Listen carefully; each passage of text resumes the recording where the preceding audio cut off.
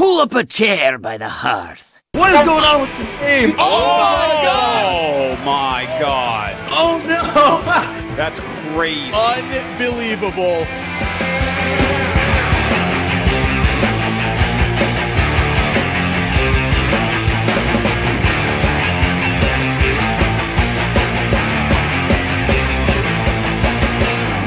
Welcome back to the HearthCenter, everyone. It's exciting. We're back for another week, another live show. I'm your host, Callum BeardyFace Leslie. Of course, the HearthCenter brought to you by GosuGamers. As always, your home for all the eSports news, particularly in Hearthstone. What a show we have for you this week. I have to say, it is by far and away, we've been doing this show for around 2 months now, and it's far and away the strongest lineup we've ever had on whether it's the podcast or the video show. Coming up first on the show in just a few minutes, we're going to talk to him in about 5 minutes. Your world champion, Firebat. He's going to be on the show giving one of his first interviews since winning the championships. He's going to be on the show, and then we're going to go from him. We're going to speak to one of the casters from the World Championships, one of the most senior figures in the Hearthstone esports scene. Gnimsh is going to be on the show. It's coming up about 8:30. We're working on European times. And then closing out the first hour for us is going to be DTwo. Now, DTwo may have only reached the semi-final of the World Championships, but he knocked out StrifeCrow, and he showed everyone that he and his team are certainly a force to be reckoned with on the Hearthstone scene. And then we're going to close out the show with the one and only, the best beard in Hearthstone, and I say this as a guy called BeardyFace, the best beard in Hearthstone. ThatsAdmirable is going to be on the show. So Firebat, Gnimsh, DTwo, and ThatsAdmirable. You can't really say any more than that, can you? You can't say any fairer than that. It's about as good as it gets for a lineup, but we are live. We're live on Hitbox for the very first time. It was very exciting. We're pleased to be a part of Hitbox, and thank you to the guys over there for sorting us all out and getting everything going for us. We've got a thriving chat room going at the moment, so do come join us if you're not logged into the stream yet. If you're not logged into the chat, log into the chat. Have fun. I believe Logan is in the chat, keeping people amused, and Jan is keeping an eye on that as always. But the World Championships happened, and it's been and it's gone, and it feels like we've been so hyped up for it for the past couple of months. I think really. Ever since they sort of announced the DreamHack Sweden EU qualifiers, I've been so hyped for the World Championships. It's unbelievable. And I was glad they were finally here, but also I miss them. I miss them now they're gone. And we saw some really cool stuff. We saw some Hearthstone play, which really was fitting of the World Championships, of the biggest stage that we've had so far. We had your finalists. I think a lot of people, including Admirable, predicted that Firebat would be one of the ones to really challenge for the championship, and obviously Firebat is your world champion. We're going to talk to Admirable a bit, but I want to talk to him a little bit about how he came to that prediction and what made him so sure when everyone else was saying, Kalento or StrifeCrow. He was, no, Firebat. And I said this on last week's show when I asked who's going to win. He didn't say, I think Firebat's going to win. Admirable said, Firebat is going to win. So I want to ask him about that and how he arrived at that conclusion. So that would be good. I've said Logan is correct in the chat. His beard is very good, but I have to say, Admiral's beard at the World Championships was getting a little bit out of control, but it was out of control in a way that I enjoyed. And maybe that says more about me than it does about Admirable's beard. But the semi-finals were certainly something. The Firebat DTwo matchup was so close. In that semi-final, we'll talk to both players about that semi-final matchup. Taylor Celestial, who's another guy that I spoke to in the weeks running up to the championships, he stomped Kranich in the semi-finals with his handlock deck, and then went into that final. And I guess it wasn't maybe the close 5-game series that everyone would have wanted for World Championships, but it certainly was a dominant performance, fitting of a world champion. Firebat going 3-0 with that Druid deck.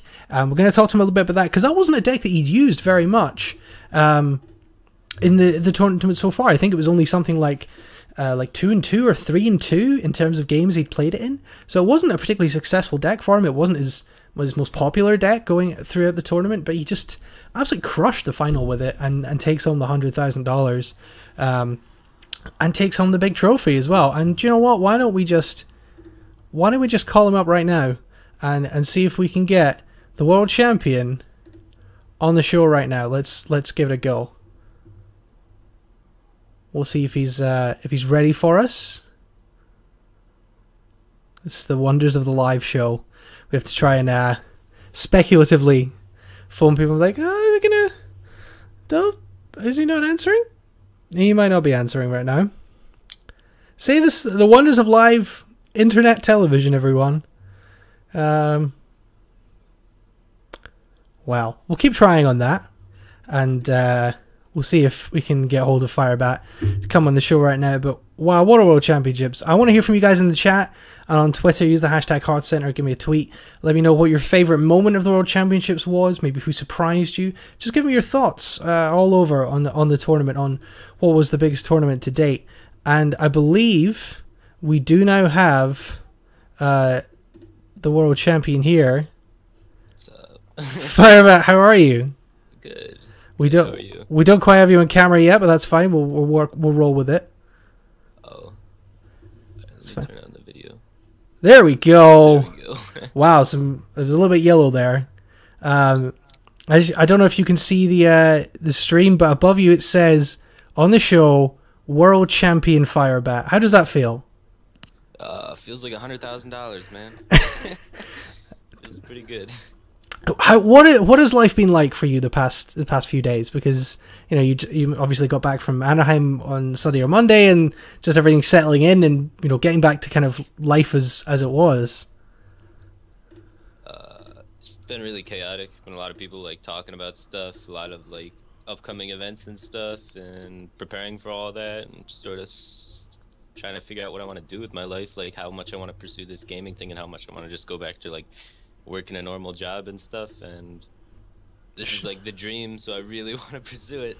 So surely the answer is not at all going back to the normal job. yeah, not at all going back to completely normal, but I do still need some stable income. But yeah, I want to chase after this and try and make it happen. So when is the celebration party? Where is it? And where is my invite? Is the next question. We're all invited. There's not.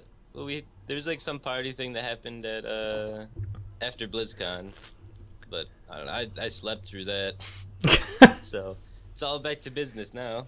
It's too early to celebrate. Not enough has been done yet. Were you a little bit upset that the trophy wasn't a cup that you could drink out of, like the Viagame House Cup? No, I thought the trophy was pretty sweet. I was kind of disappointed it was plastic, though.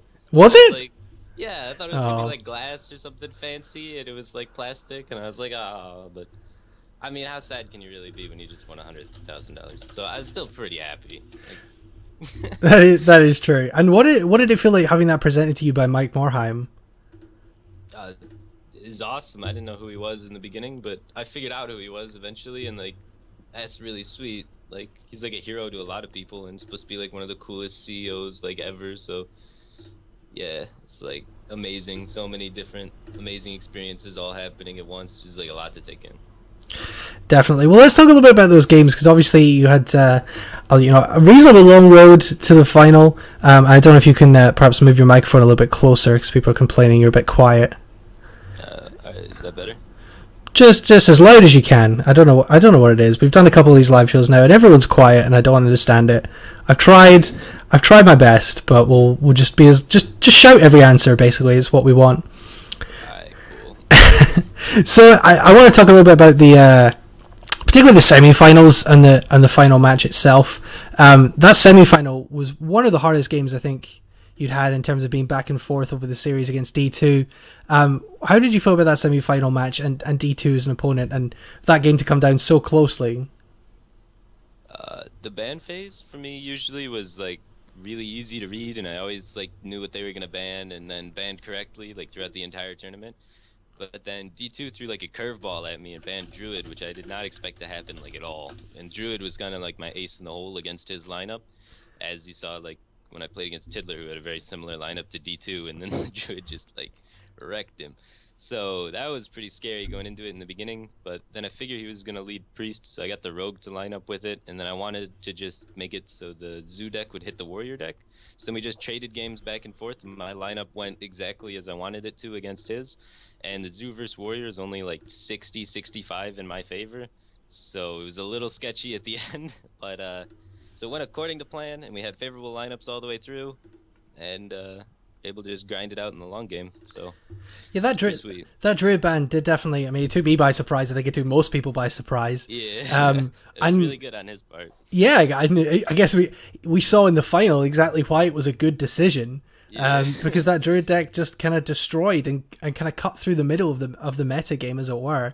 It wasn't. We'll come on to. In fact, I'll leave that for me because we'll come on to the Druid deck. But yeah, your Rogue deck, which is one that you've talked about a lot and you've played with a lot. You opened with that. How did you feel about that Rogue deck and how it performed in the tournament? I thought it performed great. Did like exactly what it was supposed to do. It was supposed to really beat up on Priest and like Druid and Control Warrior and have a chance against Handlock, like with the Cold Bloods and the Pirates. Like it just randomly has a chance against everything while still being able to beat the matchups that Rogue is like stereotypically designed to beat. So it has the chance to 3-0, and it did 3-0 one game.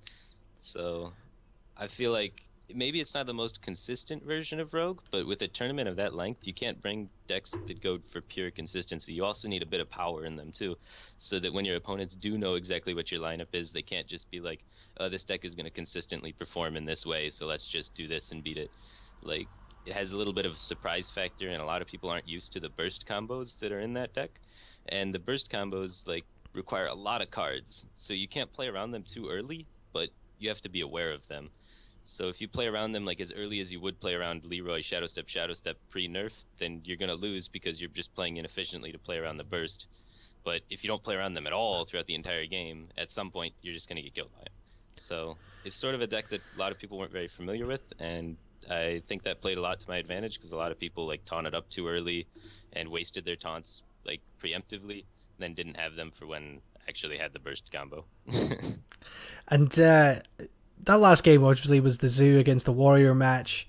As you say, that is a difficult match. It's I know I have to say myself, I've been kind of on ladder this season.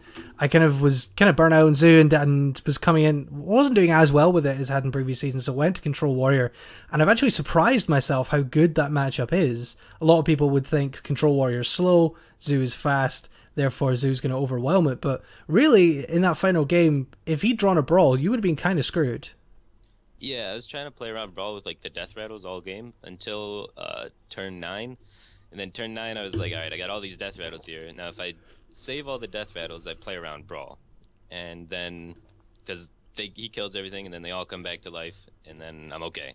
But if he has Alexstrasza and I don't suicide some of them or spill my entire hand onto the board, then I'm just going to die because I'm not going to have enough damage present on the board, and he's going to be able to safely transition out of it with Alexstrasza. So that was sort of a decision point, and I sort of read that he had Alexstrasza instead of Brawl because he had opportunities to Brawl earlier and didn't play it. So overloading the board there is really what allowed me to win the game. I guess obviously, you ended up facing D2 in that semi-final, and he pulled off a huge upset in the quarterfinals, beating Strifecrow.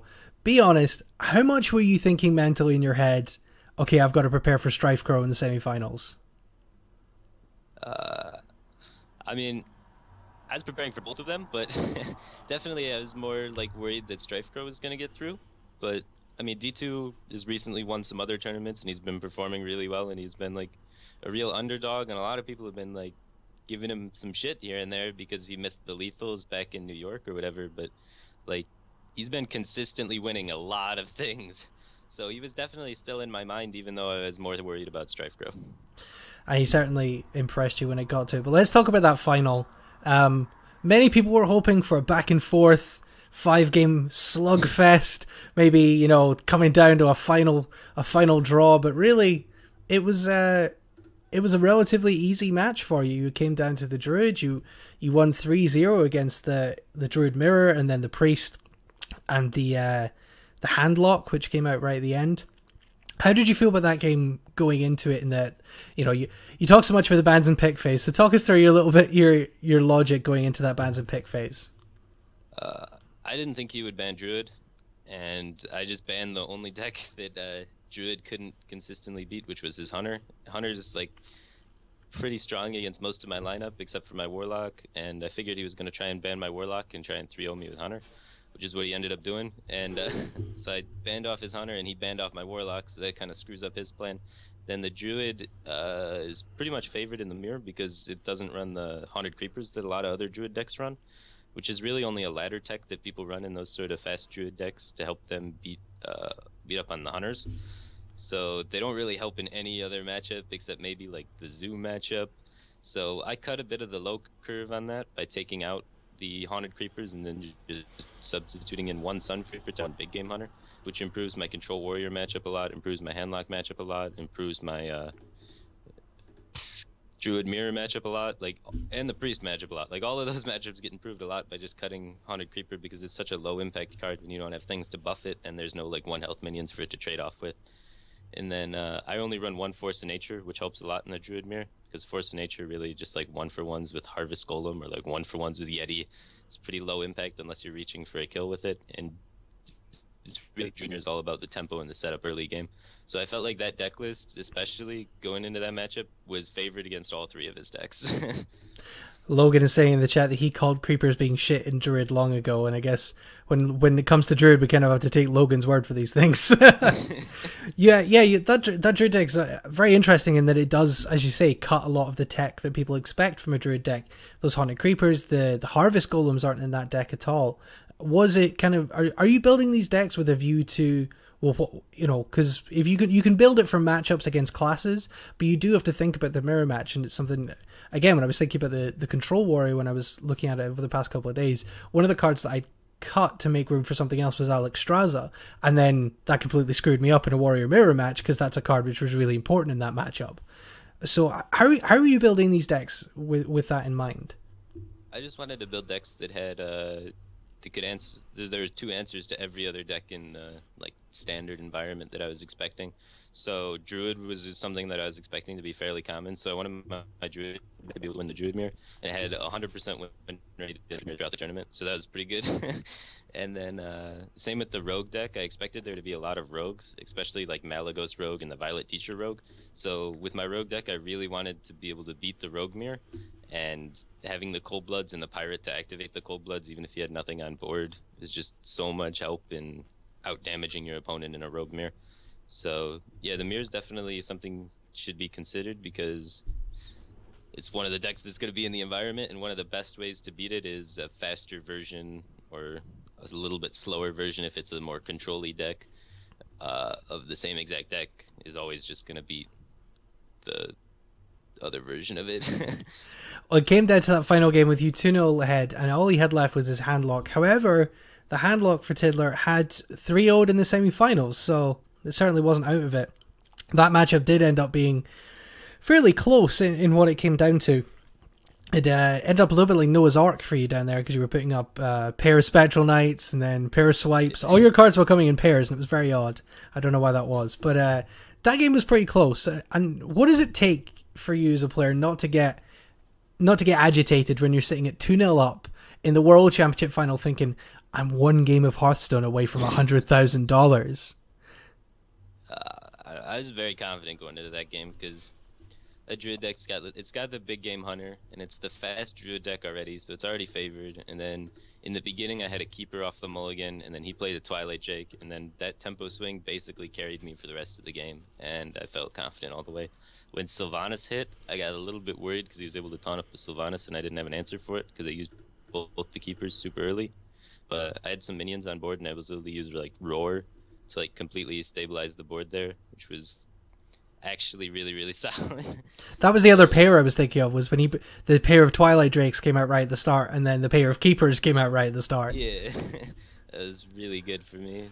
But yeah, so I mean, super favored in the matchup, which was good. The draws came, and then the mid game was really sketchy, and then we got through the mid game, and then after you get through the mid game in that matchup, it's like they have to play around the combo for the rest of the game, and I have cards like Black Knight and Big Game Hunter left, so while he's trying to play around the combo, I just have huge swing cards because he has to be taunting up to play around the combo, and I had both my swipes still, so felt really, really, really confident. So I wasn't too worried the entire game, and I was like, I'm gonna win. That's all that was going through my head. Well, obviously, as you say, you are $100,000 richer now. You are, it's instantly one of the richest players in Hearthstone in terms of prize money won. You've shot to the top of the GosuGamers rankings. You're now, in fact, and people accuse us of fixing this, but we definitely didn't. It's how these things work out, particularly as Tiddler didn't have as many games as a lot of people. You guys are joint first place now in the GosuGamers rankings, you and Tiddler, a number of points. I think you started off around 11 or 12, but objectively you are now one of the 2 best players in the world. So congratulations on that. I know you spoke on the stage about wanting to get invited to stuff a little bit more. Maybe some pros maybe hadn't given you respect in the past. Has that changed even in the days since? Has anyone come to you and said, hey, look, I maybe underestimated you, or maybe I was, a bit dismissive of you before, but you know what? I was wrong.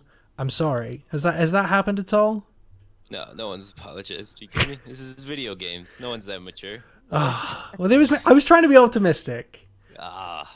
Too optimistic. But I have got invited to more stuff, so that's that's good to hear. I mean, I believe we know that you're going to DreamHack Winter.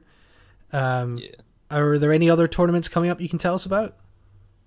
Not a lot of them have been publicly announced yet, so I don't know if I'm supposed to say yet. So I'll probably have to hold off on that.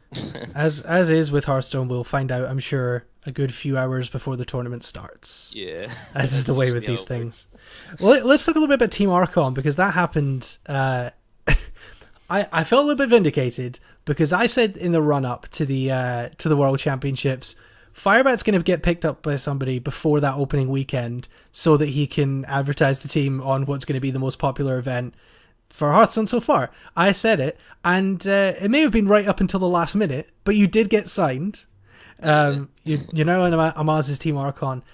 Talk us through a little bit about joining that team, because you must have been in pretty high demand from some of the established teams. What was it that made you make the decision to go with a brand new team? Amaz is a great guy, first off. So he's a really good friend of mine, and I love working with him, hanging out with him, playing with him.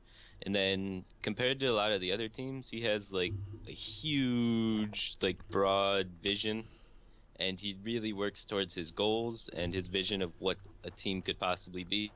He looks at all the other teams that exist right now, and he just says, I can do this better.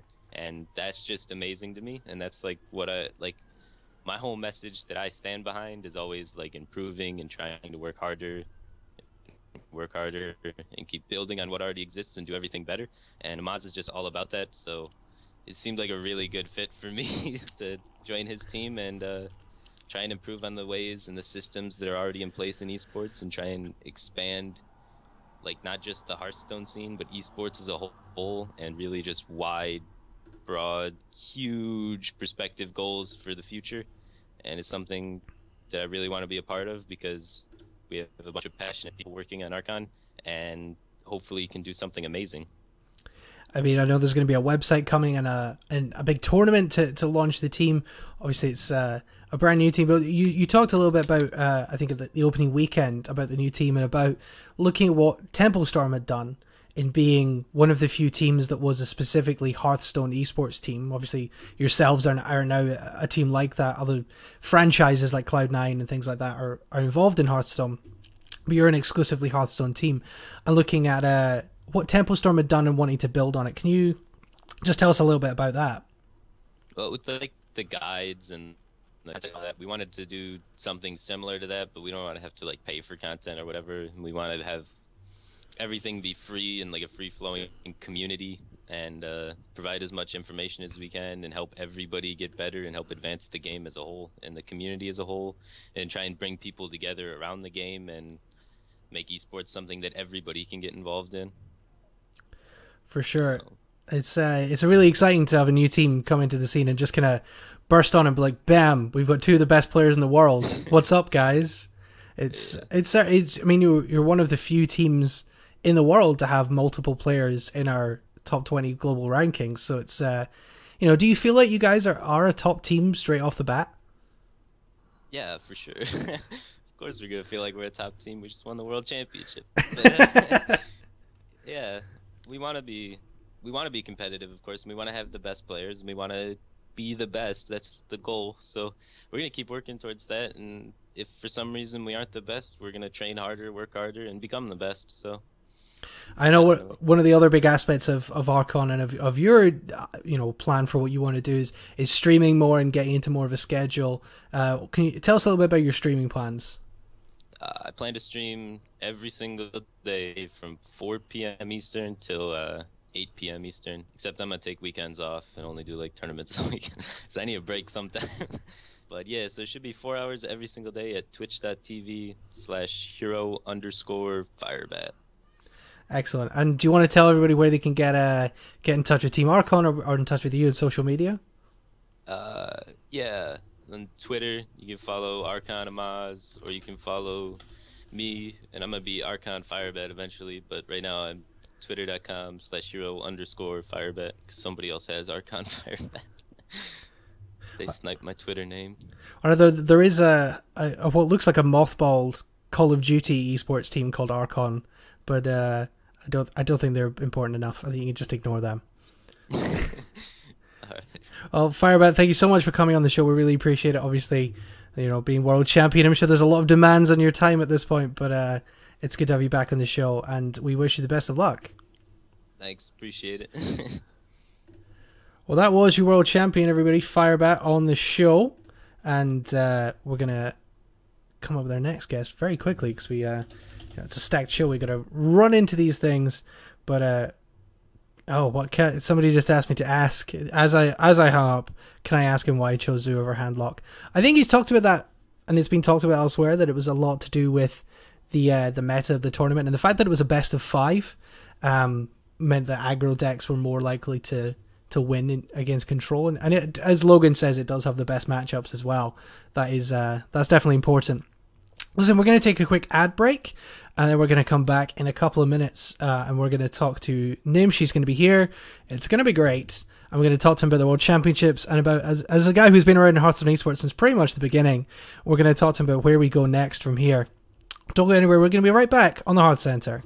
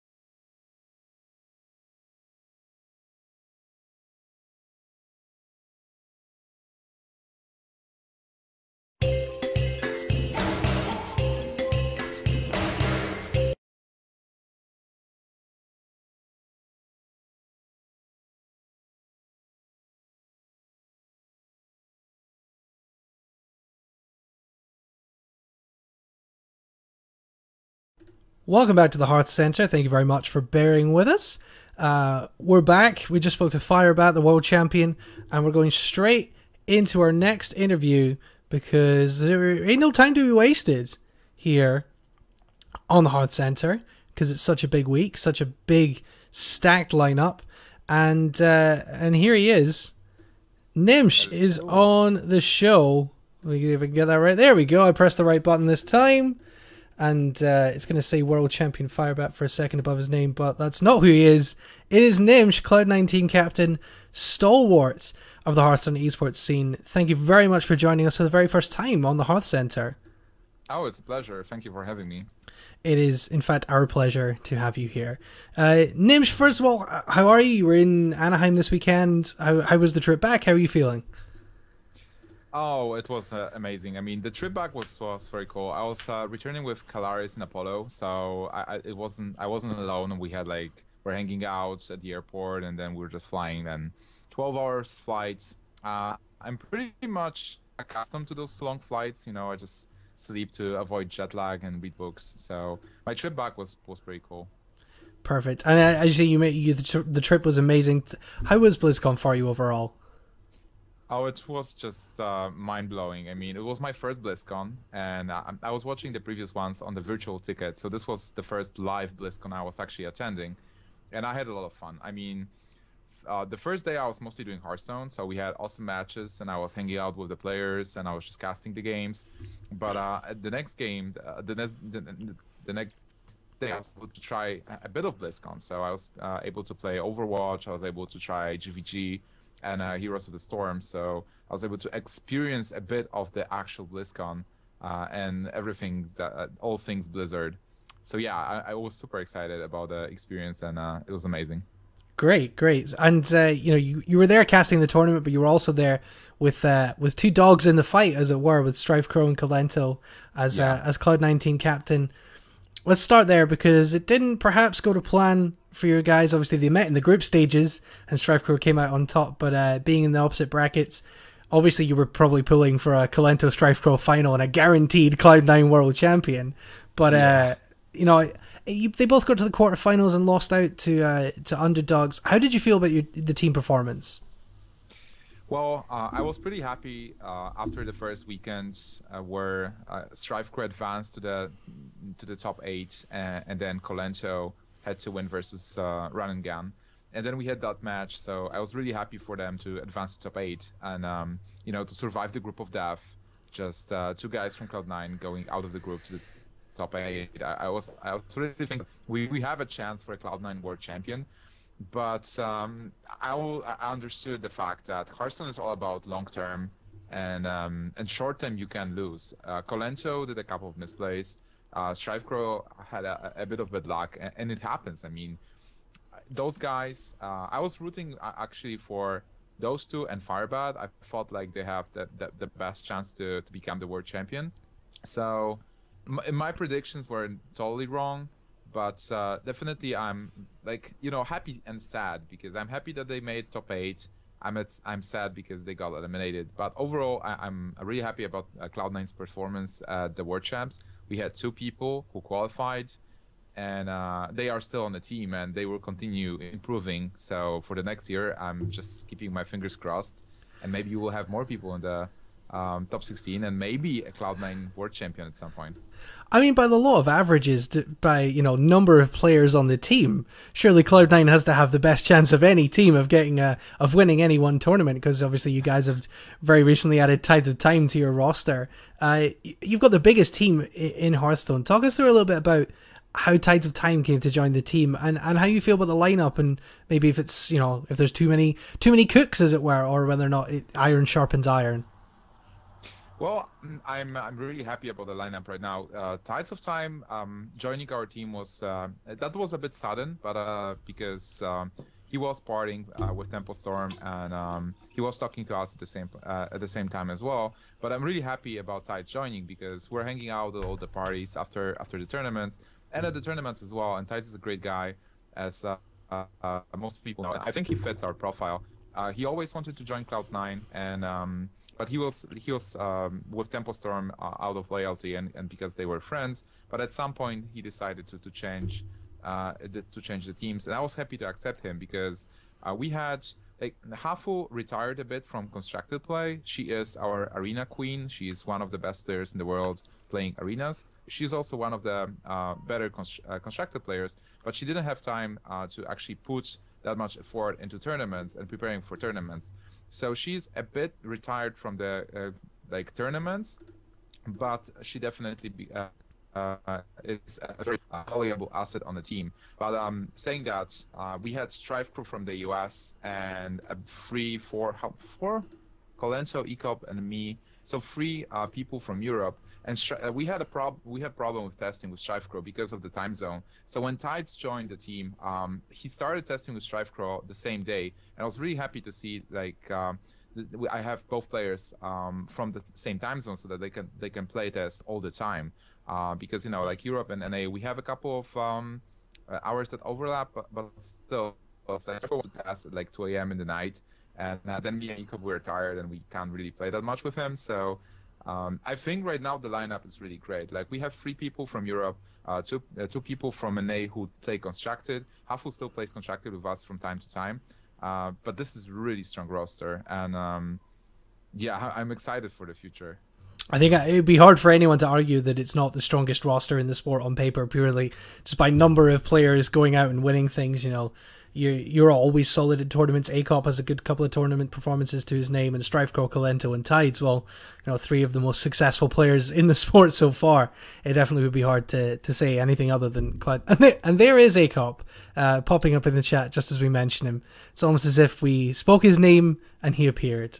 But there we go. So this World Championships, you've been around Hearthstone eSports for a long time now. How did you feel about the World Championships as kind of, the way I've seen it is kind of the culmination of everything that's happened in Hearthstone to this point. And it got to the point where we have this huge event in front of a huge amount of people, 150, 125,000 people watching for $100,000. Did you feel kind of like a proud parent, or like someone who'd, been with it since the very beginning and seen it through to this big stage? Well, so first, I was super happy that we have World Championships, because I feel like for every card game, having a champion is super important every year.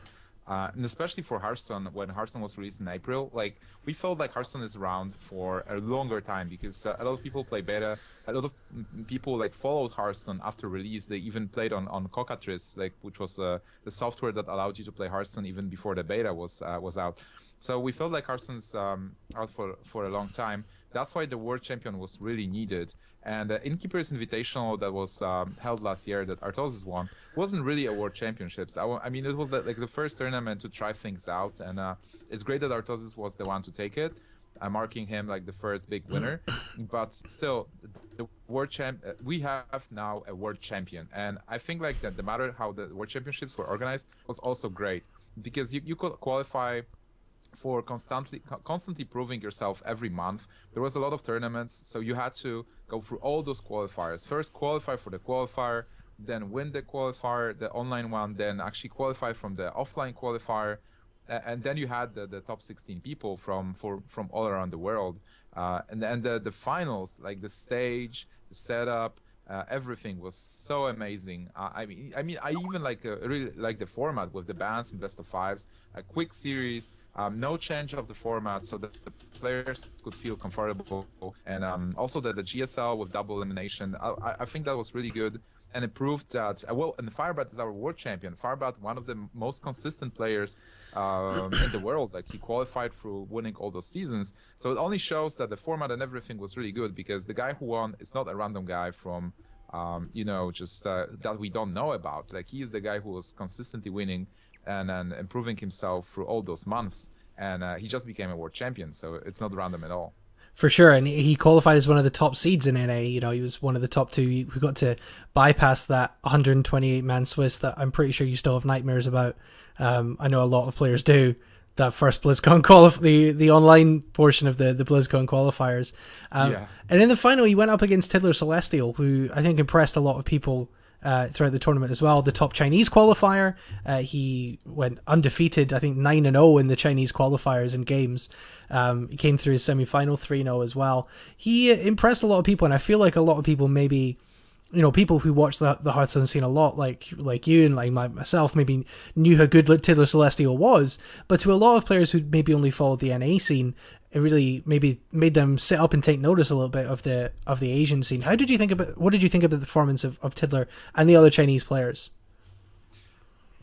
Well, I thought they did great. I mean, throughout all the tournaments, like Asian scene is a kind of like a mystery for most of the people. Like we follow it because we are like I'm traveling to all those tournaments. I've been casting the Taiwanese qualifiers for BlizzCon, where Tom 6029 qualified with Frozen Ice. I was the WCA where Tiddler took the second place for the tournament and won $50,000. He only lost to Libo in a kind of like a Zoo mirror match where Libo was able to win the Zoo versus Zoo and then take to final. But looking at those players and their games at World Champs, I thought they are really on a level. They brought some interesting decks, like running this warrior, a Raging Worgen that totally took Colento down because he didn't count that he's just dead if the combo is there. But like Tiddler himself, he played really well. I mean, he was the Zoo specialist, and then he played Handlock, and he played Handlock really patiently and 3-0'd with it in the semi-finals, if I remember correctly. So a guy showed Warlock skills. He was playing other decks. Like even at the WCA, we thought like when Gara and RDU got to the top 4, that European players will be able to take the prizes. And then to our surprise, Tiddler just 4-0'd Gara with a Druid deck. So Tiddler is definitely one of the best players, and I think Asian scene got to the European NA level. Like those guys are really good. They play a lot. They have interesting decks. So well, every time I will be going against those guys in the tournament, I will be really scared because they have the skills, they are patient, and they test a lot. I think Tiddler in particular showed that he has a very tactical mind as well, and was able to put a lot of surprise on people, because people assumed that because he'd played Zoo in WCA and played Zoo in the Chinese qualifiers that, oh well, he's a Zoo player, that's what he is. And then he brought Handlock and he dominated with it in so many games. So clearly he has that tactical mind as well. But he went into the final and Firebat had his Druid deck, which hadn't seen much play throughout the tournament, but Firebat put on a dominant performance fitting of a world champion, 3-0ing in that final. How did you feel about his performance in the final? Because you said he was one of your guys, one of the guys you'd pick to win the tournament. It was a performance fitting of a world champion. Oh, well, I definitely think it was a performance fitting of a world champion because, like, even I have some pictures on my Facebook where there is the players area and Firebat is the only guy testing in the players area before the tournament. So he was really focused on winning it. And when he was playing versus Tiddler, he looked like a world champion. He looked like he had everything under control. As he said on the interview just a couple of minutes before, he had the lineup figured out. So he banned the Hunter, he had Druid, which was good versus the Tiddler Celestials lineup. And he was playing really patiently and really well. Like even when he was playing versus Priest, he got a bit lucky with Double Yeti, but then he didn't waste the opportunity. He didn't overextend into circle, Alkanized Circle. He was patient. He was able to capitalize on like every game. He was able to take the best moves and just dominate. So even if he got a bit, it might feel that he got a bit lucky in some matches. Still, it doesn't matter because he got himself into that position. He was prepared. He made really good calls, and you know, it's like 3-0 final for me personally. It was great because we had momentum. Like we had this one game, and then he was just 2 games far from becoming world champion at his second game, so he only needed 1, and then there's bam, third game, he is a new world champion. The momentum, the excitement, I think it was great for all the people there.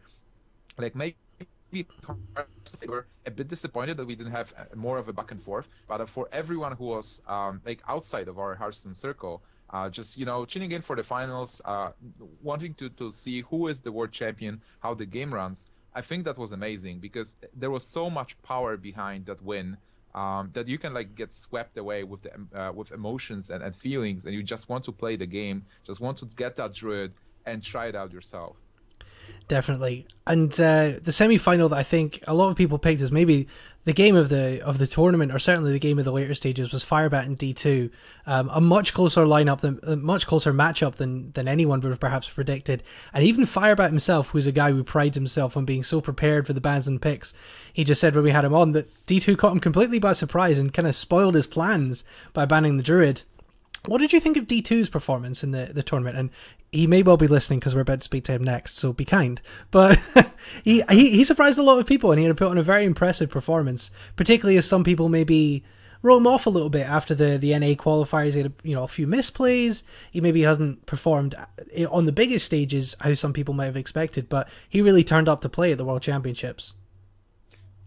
Well, I definitely... well, D2 is my friend also, and he's on Team iHearthView, and I was watching D2 performing at the online qualifier first. He was doing really good, and I wished him good luck, and he wished me good luck. Like, I failed, but he advanced. So I was like following him from that point. I knew he was a really good player from DKMR, and like even if you do some misplays, it doesn't matter in the long run if you win, if you perform well overall. So I think he had a really good showing during the World Champs. Like he won versus Strife Crow.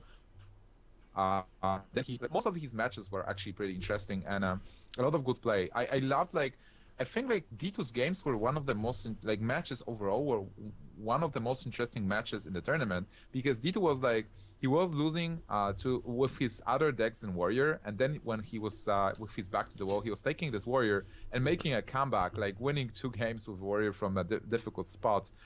Sometimes even against matchups which were difficult for him. So I definitely think D2's performance was really well, and also versus Firebat, there was a bit of back and forth. So I think overall, and if D2 would be a world champion right now, I wouldn't be that surprised. Basically, whoever would win the world championships from the players we had, I wouldn't be surprised. But I am happy for Firebat.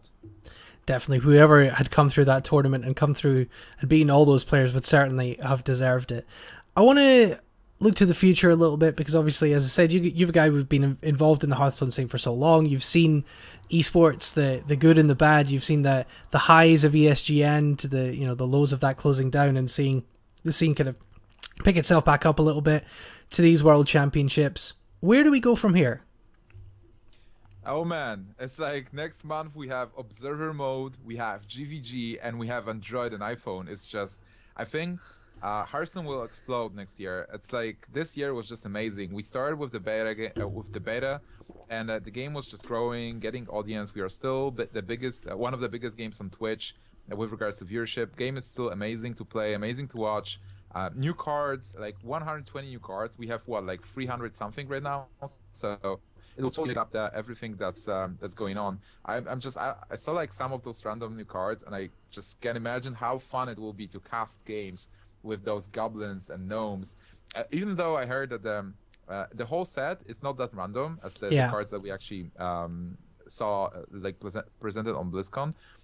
But still, I think the game will be growing all the time, especially after World Champs. More and more people will come interested in the game, outside of Hearthstone. A lot more professional people will train. I think the overall level of players will increase even more, because everybody is growing all the time. People are getting experience, so the games will be even more interesting. I think we'll see more games like the Taray game, where he was not playing totems, which was counterintuitive, but he had the lethal mapped. So we'll see more and more of those kinds of mathematical games where RNG is not that important, because people are not putting themselves into those RNG positions.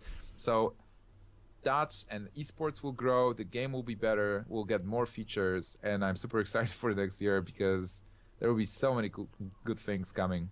Well, we're very excited about Observer Mode here on GosuGamers as well. Lots of, I'm sure, amazing things going to be happening that are definitely not already planning. You mentioned Goblins versus Gnomes. Obviously, that's going to...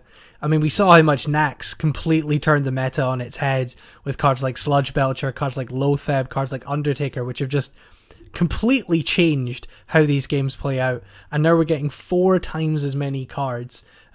It's kind of crazy to think that we've got maybe, like, I think we've got about 32, 33 now. We've already seen more cards than we got in total in Nax.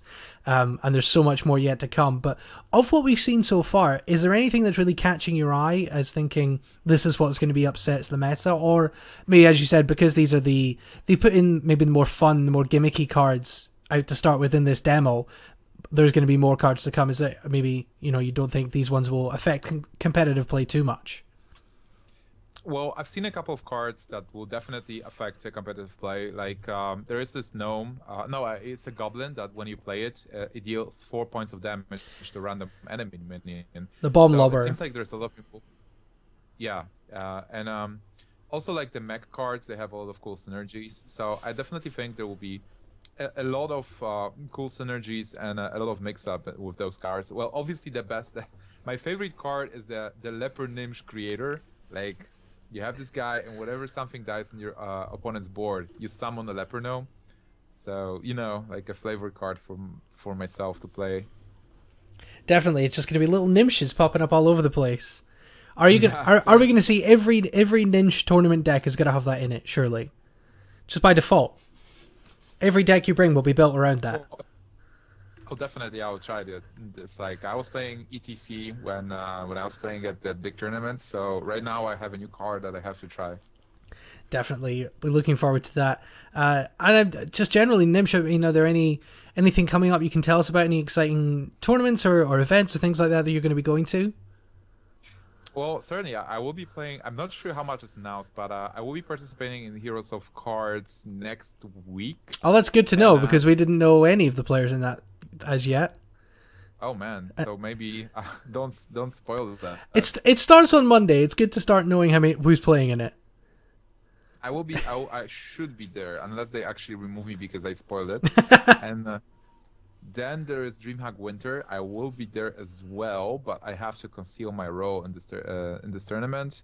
The next month we have Millennium Cup, and there will be a lot of events. Like even this year we have a couple. Next year we'll have a lot of events as well. So I will be definitely on the scene. I will be both playing and casting, depending on the situation. I love casting, like it's a lot of fun. But I love playing as well. Like I don't want to stop playing because I love this game. I want to compete versus the best. And even though I wasn't competing that much the last couple of weeks, I still want to play and do my best. And we love seeing you turn up in tournaments, Gnimsh. You've certainly got the balance right, I would say, between competing in tournaments and casting and just generally being all over the place anytime anyone watches anything to do with Hearthstone, including now the HearthCenter. And we very much enjoyed having you on. It's been a pleasure to have you on the show for the first time. Do you want to tell people where they can find you on social media, thank any sponsors or anything like that? Oh yeah, definitely. I mean, I have a shout out to my team Cloud9 and Ecop, who's in the chat, and everybody who's involved. You guys can check out the pictures from BlizzCon on my Facebook, which is Gnimsh TV, and also you can follow me on Twitter with all the news about the tournaments. I'm most active on Twitter, which is Gnimsh TV as well. And I will stream at some point.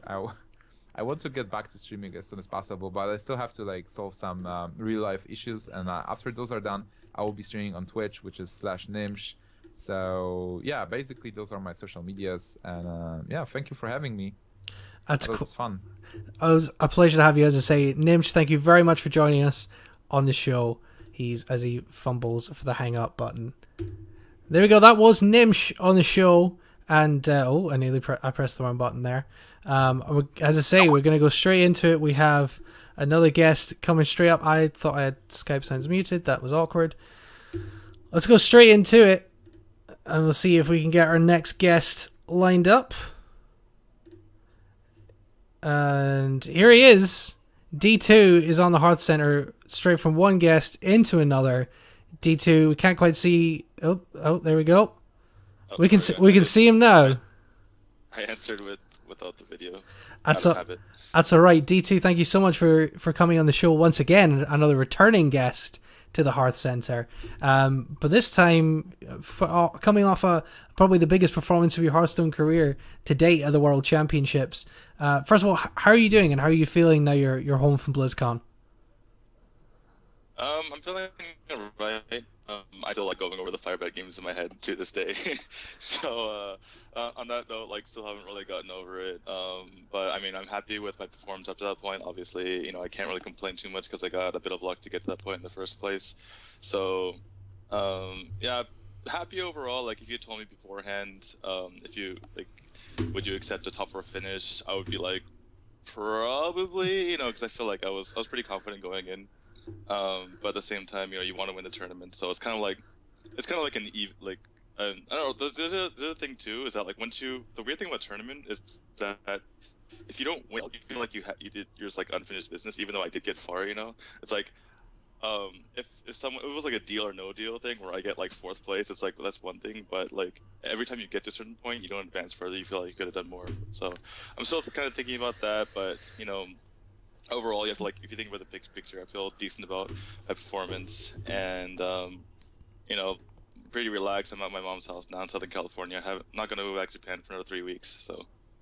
And I promise we won't make you relive them too much, but we will talk about the games a little bit. But first off, I think Gnimsh brought something up. We were just speaking to him before you, and I hadn't really thought about it this way, but I think he's right. I think you possibly were the most entertaining player throughout the tournament in terms of who was the one player involved in the most entertaining back and forth slugfest series. I mean, all but one of your games went to 5 games. Apart from the first game against Tom, every single game you had was 3-2, and you won half of them and you lost half of them. So basically, my question would be, how did your sanity cope with constantly coming down to these final games and some of them being so close? How do you manage to stay calm and move on to the next one from there? The reality is that I wasn't really staying calm. So I beat Tom. I was kind of hoping to beat Tiddler, and there was a couple like misplays that I made that may have cost me that matchup. So I was really like kind of dwelling over that the entire week, and like really stressing having to face number guy the entire week. People were like, "Hey, where's this BlizzCon? You know, this BlizzCon's coming up. We're so excited." I'm like, I have to play number guy. Gotta play number guy. Gotta be number guy. Gotta be number guy. And then, so that match came up. It was super stressful. And I managed to barely take it off. I was like, you know, just like knots in my stomach the entire time. But yeah, then playing Striveco later was a little bit more was a lot less stressful, just because, you know, if I lost there, no one's gonna fault me for it. I was able to like relax and just play my game, and I was able to beat him. But then like once I got the Firebat again, it was like a little more pressure because I was so close to the finals and so close to winning the whole thing. So I mean, it's really cliche, but I was basically taking one game at a time. I wasn't thinking like, oh, I barely got past the last one, you know, I hope that doesn't happen again. I was just thinking like, okay, I just need to win this next one, and then after I won that, it's like, okay, I just need to win this next one. So yeah, just taking it one at a time, and that's usually how I go through tournaments, you know, whether it be, you know, online tournaments or even when I was, you know, even when you play tennis competitively, you just play one match at a time. So, as you say, you had that loss to Tiddler in your final game of the opening weekend, and then you went in. I kind of felt really bad for you and Number Guy, because obviously you go to BlizzCon and you get the final group games were all on BlizzCon, so you have like one chance on the stage at BlizzCon, and for you two, it was before the opening ceremony, so whoever lost that game was going to be eliminated from BlizzCon before BlizzCon had even officially started. That was kind of a weird arrangement. I guess it worked out in the end with the power cuts and everything going on. I think I tapped out and went to bed and got up in the night at like 6 a.m, and it was still going on. It was crazy how late that day went. But you were in there first. You were in there before some people had even arrived at the convention. There was a kind of a smaller audience. Did that kind of take the pressure off a little bit, or did it make you feel a little bit like, well, you know what, I'm not going home before the convention even starts, and fire you up a little bit? It was kind of both. I mean, it was pressure just to win because I wanted to be on that stage again, and at the same time, you know, it definitely fired me up. So I definitely wanted to go on and move on. And actually, there was a pretty decent crowd, because the way that it worked is that when you walk into the front door, like, Hearthstone is the first thing you see. Well, it's like you have to go like straight into the convention center, but it was it's like right there, right? And like nothing had started yet, so there was a pretty decent crowd when I was there. Much bigger when I was playing Firebat, obviously, but yeah, I mean, it was definitely like a lot of motivation. I wanted to win. I wanted to go past that point, and I mean that was like I felt like it would have been a failure really if I lost the number guy. Like the BlizzCon would have been a failure because you go there and you basically lose in round of 16, which is like that's what it would have been. So I mean, there's a lot of pressure. And I felt like I was the slight favorite, so that was even more pressure on me to win. Thankfully, I got through, even though it didn't go. The lineups didn't go quite as I planned. No, it probably was one of the closest matchups, probably the hardest one to pick of that round of 6, those final group elimination games. I just said that game didn't quite go according to plan. You queued into your warrior, which you've shown in tournaments before. You're very strong with that warrior. And that got knocked out straight away. So what were you thinking at that point when you think, oh, well, there goes my best deck? Or, were you just readjusting and queuing into the Warlock mirror at that point? Again, both. It was kind of like, well, that sucked because I felt like if I won with my warrior, I could have basically 3-0'd him because I felt my warrior was favored over his other 2 decks, even Miracle Rogue. So it definitely was a letdown, but at the same time, I've played so many matches and gotten down, expectedly or unexpectedly, and been in positions where I had to come back, and I knew, like, okay, well, I have to win at least one unfavorable matchup. I have to beat either Hunter with Handlock, or I have to beat Miracle Rogue with Priest, which are obviously, unfavorable matchups. So I knew that's all. I mean, that's all I had. I knew what I had to do. And so I just was focusing on that. I couldn't just go down there just because my warrior lost. I couldn't give up there. So, yeah, I had to come back and do what I could to win. Obviously, you went on from there to have the match with Strife Crow, which I think was certainly one of the biggest upsets of the tournament overall. It's one that everyone's talking about at this point. How did you feel going to that match against Strife Crow? Because he was favored. He was one of the favorites to win. You were pretty much everyone wrote you off. Really, didn't they? I mean, everyone was saying Strife Crow, it's going to be him. He's going to go through the quarterfinals. It's going to be Strife Crow versus Kalento in the final. That's what people were saying. And as you say, you went in there and just played your game. How did you feel that match played out? And at what point did you think, I'm going to win this? I wasn't. The only time where I thought that I was going to win when I started like building a huge lead in Game 5. When I thought I could win was, before it started, because you have to have that kind of confidence in yourself if you're going to play this game. I mean, obviously you can just get dumb luck and win, but most of the time if you're going to take out someone good, you have to believe in yourself. So from the beginning, I believed that I would be able to win. Obviously there was a snag when, I lost the first game. I was hoping to win the mirror, and I felt like I'd queued into the right matchup there. I had to win to Zoo, it seemed good from my side. I mean, as far as the matchup is concerned, but in a lot of practice games I lost that matchup because my deck doesn't have quite as many of the wombo combos to take out Zoo. I was able to draw into that pretty lucky circle feeling to take out his board and snowball from there. And then I knew that my warrior was able to take out his last 2 decks. Like I knew it was good against his miracle. So once I won the game against his Zoo, I felt like I was in a pretty good place. Even though I was likely going to be down 2-1, I felt like my warrior was pretty good. Obviously, the odds are a lot less if you're trying to win 2 games in a row, even if you feel like they're both favored. So I was definitely up against it, but I knew I had a chance to win. And yeah, I mean, I guess I would say, like, once I beat his Zoo, I knew that I had a pretty good chance to win. Like, I was, if not favored, then like definitely it was an even matchup. Definitely, and as I say, it went to the 5th game. It came down to the wire. How did you feel about that final game? Because Hunter is just considered so strong at the moment, and a lot of people would have expected. I spoke to Firebat about that. The control versus aggro matchups, and a lot of people just pick aggro because they think aggro can't be stopped. But the control warrior is a very versatile deck. Yeah, I mean, I mentioned this to I think GosuGamers, like one of the other guys was interviewing me after my first match, and warriors kind of turn into like the old druid, where it's like it's like pretty close to 50-50 in a lot of matchups. Unfortunately, before it was like kind of like on the 45 side of that matchup, but it's got to like the 55 side a lot of matchups because of the inclusion of Sludge Belcher and Deathbite and other things. But yeah, I was basically just trying to learn from my loss against against Fiddler Celestial and play the matchup a bit smarter. I got pretty lucky because he only had a 1-drop and no 2-drop, and sorry, excuse me, too much Diet Coke.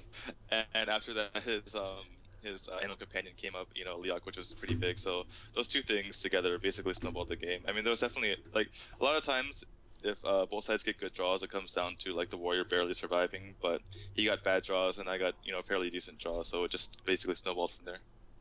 I've got a question from the chat, which we'll ask you, and I guess it's kind of an open-ended question. But as someone starting out in Hearthstone, what do you think that people should do to be successful at the game? What would you do to be successful at the game?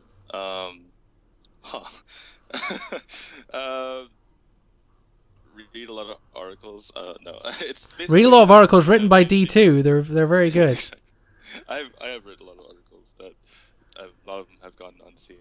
But I know that pain. We can talk about that later, though. I think that's no one wants to hear us moan. I guess it's hard to answer the question because honestly, like once you get into like tiny details, Hearthstone is pretty complicated game. It's a lot more complicated than you might realize at first. It just seems like there's a lot of like basic interactions that anyone can figure out. Like okay, I should trade my 2/1 into your 4/2. That's obvious. Or I should do this or this. But when you get down to like the finer details, it gets really complicated. As far as like if you're a complete beginner, I would learn two basic concepts, which is the concept of value and the concept of tempo. Basically, value being getting more value out of your cards than your opponent. Like if you get if your opponent has to use 2 cards in your 1 card, and then the thing of tempo is using less mana to achieve as much as your opponent did, as far like card for card wise. So if you use like a sap on like their huge minion, that's like tempo value.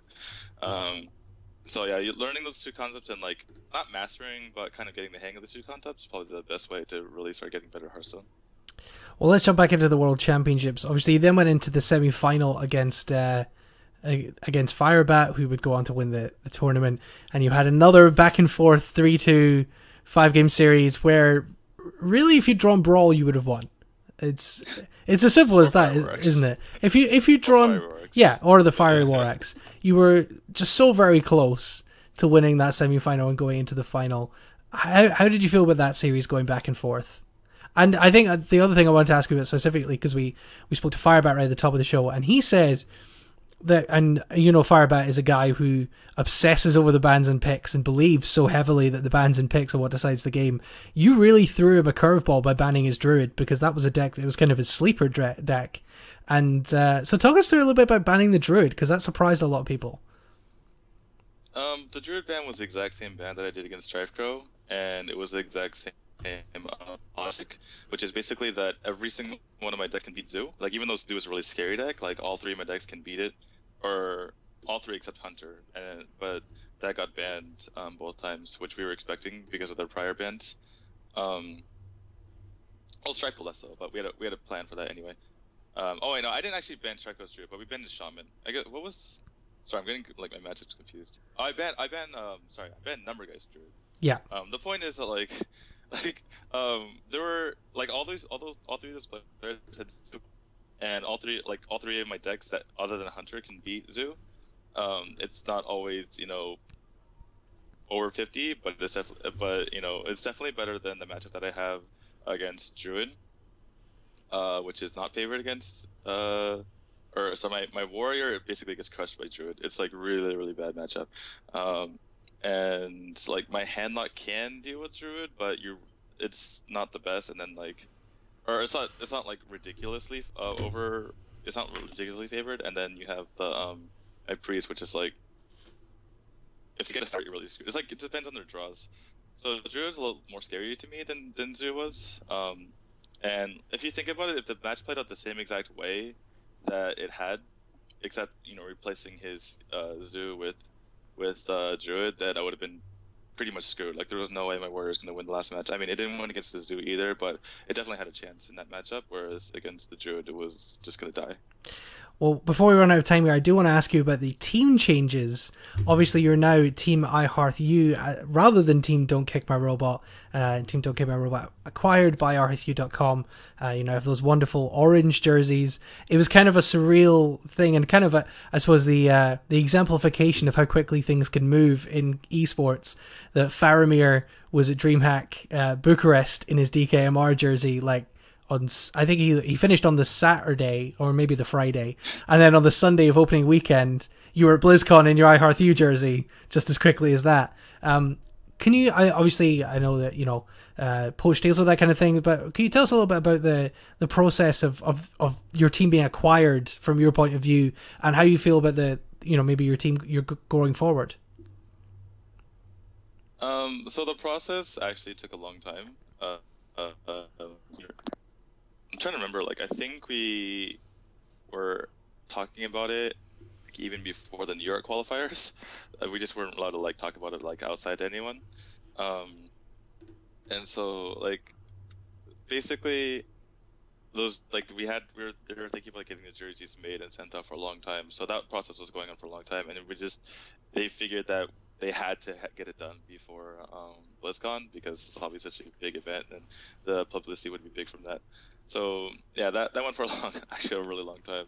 And as far as getting like acquired, it's really, I mean, it's nice because I feel like iHearthU kind of had a bigger brand than DTwo all over the scene, in like articles and stuff. But it really allows us, focus our attention in one area and not spread ourselves out all over the place, and really be recognized as a team of like great players instead of.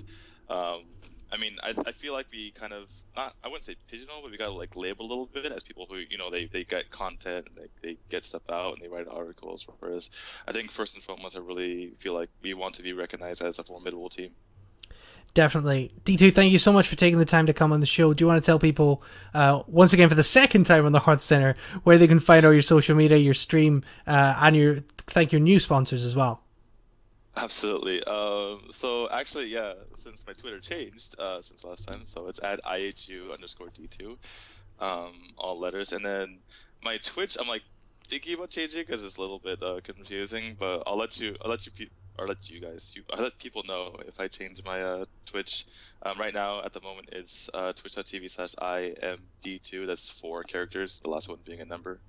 And yeah, I want to thank all my teammates again because they're definitely awesome. I'll just name the teammates now instead of like the people behind the scenes. It's Powder, Faramir, J-Rock, and Varanus. And then yeah, definitely thanks to iHearthU for being my team and all the sponsors on iHearthU as well. And Faramir left the chat room just as you came on. I just want to, not that I want to stir anything up here, but as soon as you came on, he was out. DTwo, thank you so much for coming on the show. All right, thank you. Well, that was DTwo, and coming back on the show next, we're going to be talking to ThatsAdmirable. We can take another very quick final ad break, and then we're going to be talking to ThatsAdmirable while I get everything set up. In the final segment of the HearthCenter, make sure you don't go anywhere.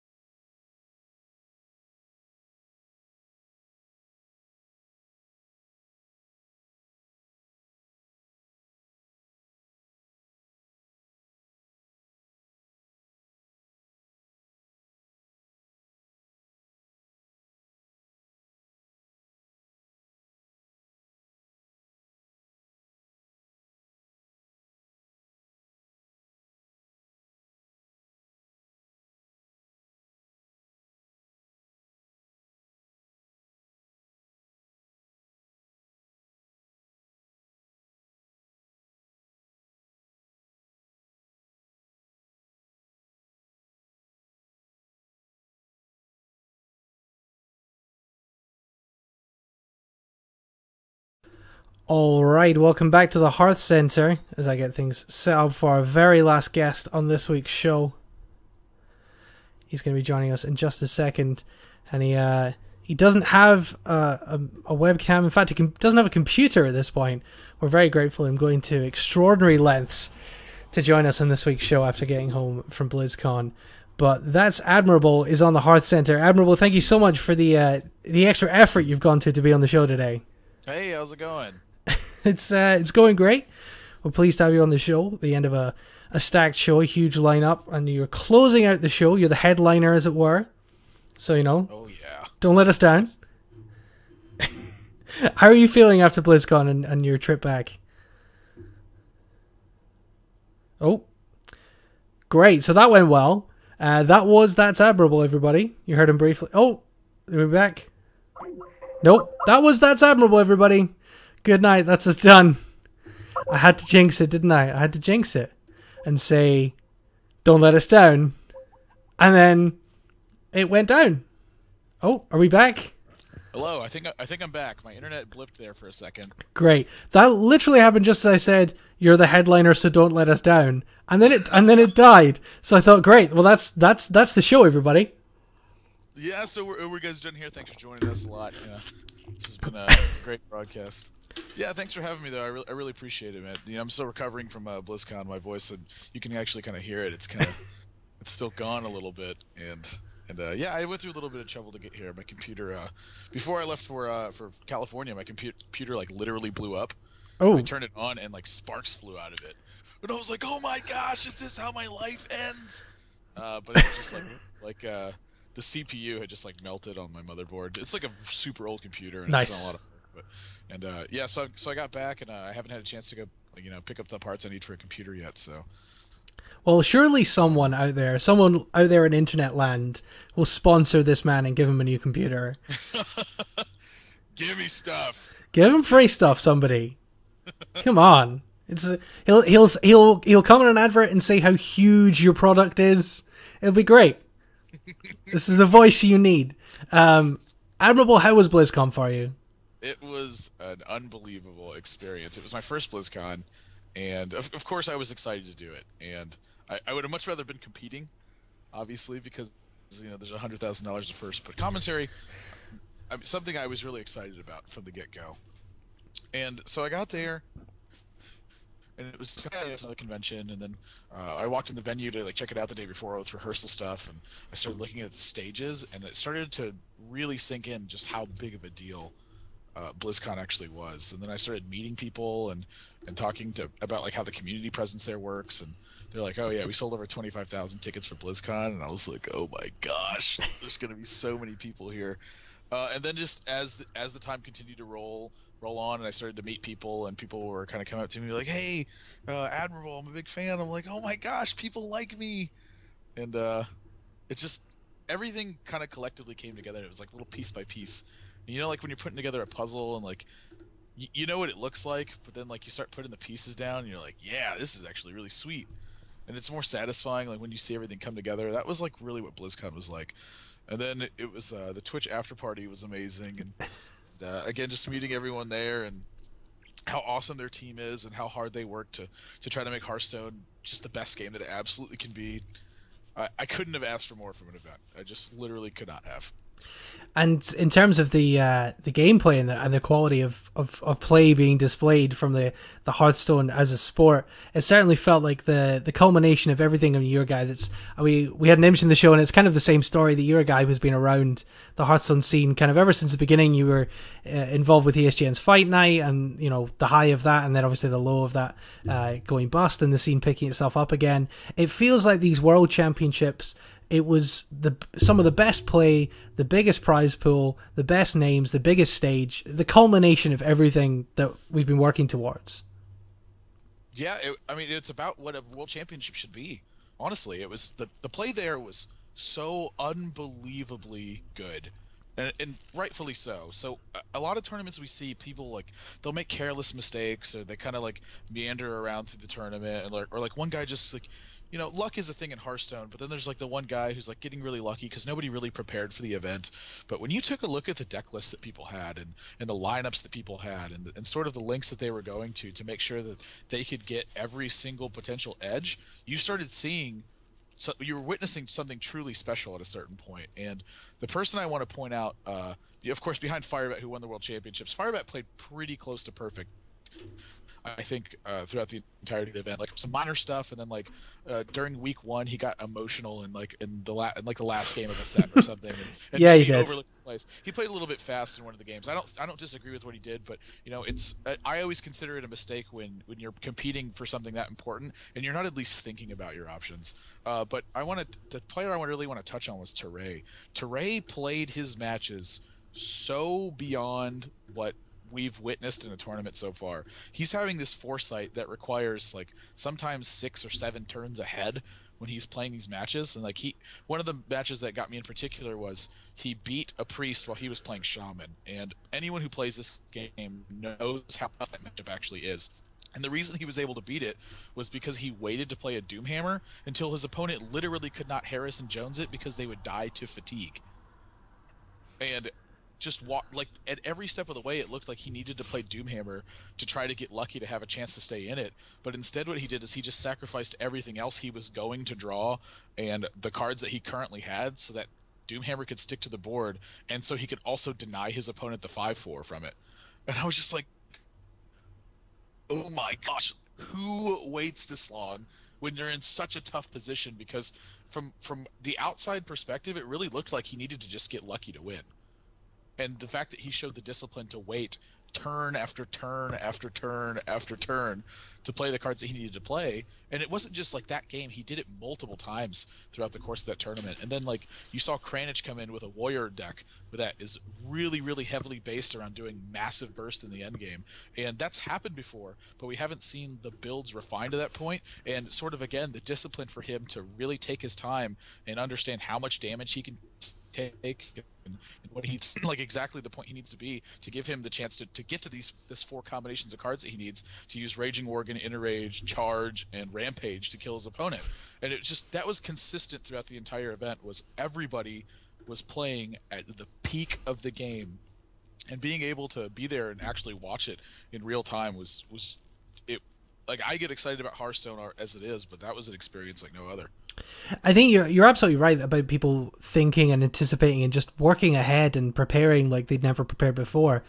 You mentioned Teray, and it's funny, last week on the show I asked Crip from the opening weekend who impressed him, and he said Teray was the one player who had impressed him again, but just with that foresight and the ability to think so many turns ahead. But let's be honest, last week on the show we put out a Twitter question saying, who do you think is going to win the World Championship? And you said, not I think, you said Firebat is going to win the World Championships. And you were right. But what was it that gave you that confidence to just say, no, he's going to win? When I first met Firebat, nobody really knew who he was at all. He was just a ladder player that was doing really well, and he wanted to practice with us. So sort of just right from the get-go, something that doesn't happen very often is the guy who just asks people to practice. It's not like a real big thing in Hearthstone. If people want to practice some more, they'll usually just play some more ladder, or they'll play with their friends. They don't really try to go out of their way to meet people to practice with. And so, we made a Skype call. We sit down with him. We start playing a bunch of matches. He really understood what was happening at the time and how the metagame was evolving and steps to take to kind of, be that half step ahead of everyone else, so you're throwing them off their game, but not so far ahead that you're losing touch with the people who perhaps are a little bit behind what's happening. And that sort of practice that he devoted just continued to step up over and over again. And it got to the point where after about a month or so of practicing with him, he just had spreadsheets for every single deck list.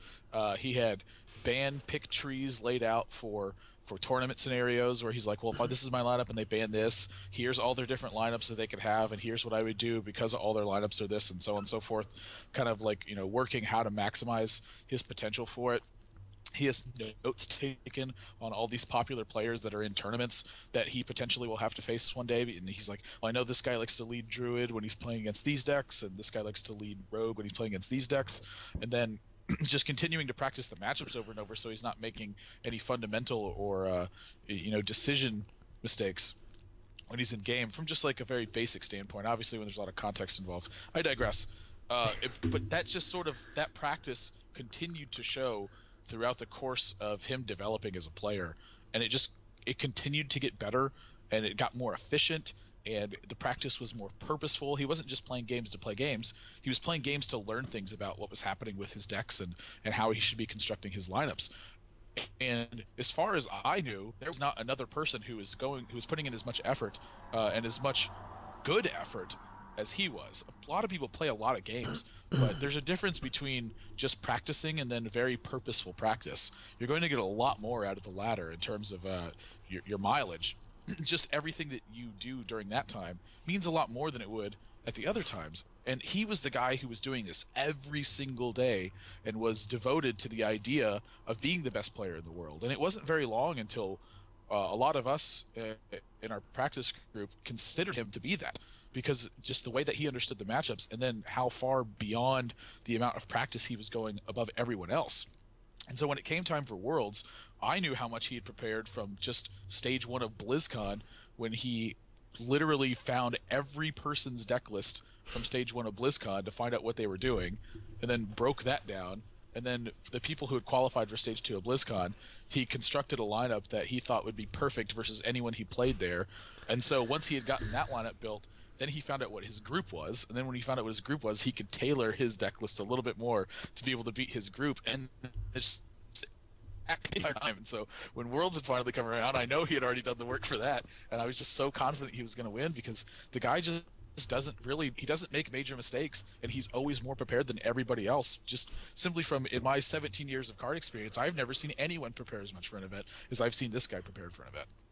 And he definitely innovated his decks coming into this tournament. I think looking at the deck lists in terms of how many decks I would say have innovative choices in it, 3 out of 4 of his decks I would say have bold choices and maybe things that we've not seen in tournaments before. His Zoo list was fairly standard. It was the Void Terror version, but then look at the Hunter with the double tracking, no flare, Oasis Snapjaw, the Southsea Deckhand Rogue, the version of Druid, which we talked to him about on the show, which obviously won him the tournament, which cuts out a lot of the staples of maybe the ladder Druid, the Haunted Creepers and the Harvest Golems, and him talking about how, like you said, there's such a big difference between ladder and tournament play, and people are bringing these strong ladder archetypes to tournaments and not thinking about the tournament meta and making those choices for the matchups that they're going into. Yeah, that sort of thing definitely happened. And at this event, you certainly saw a lot less of that.